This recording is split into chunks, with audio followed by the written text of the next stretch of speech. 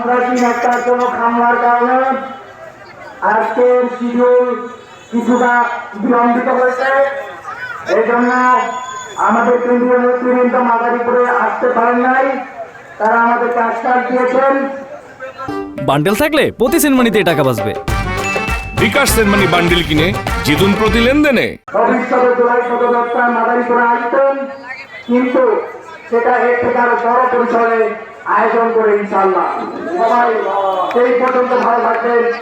যাওয়ার আগে শরীরের শেষ বিন্দুর রক্ত এবং শক্তি দিয়ে আবার স্লোগান হবে ইনকিলাব ইনকিলাব জিন্দাবাদ জিন্দাবাদ ইনকিলাব ইনকিলাব জিন্দাবাদ জিন্দাবাদ। আমার দেশ তোমার দেশ, বাংলাদেশ বাংলাদেশ, কোথায় কোথায় বাংলাটা বাংলা কি করে বাংলা। ইনকিলাব ইনকিলাব জিন্দাবাদ